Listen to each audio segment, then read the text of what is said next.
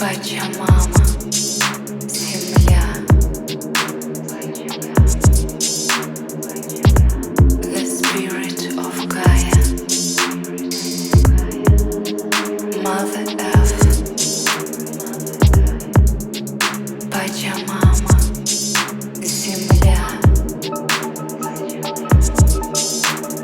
North and South, East and West, mind and heart, the time has come for the eagle and the condor to fly again, side by side, the same horizon.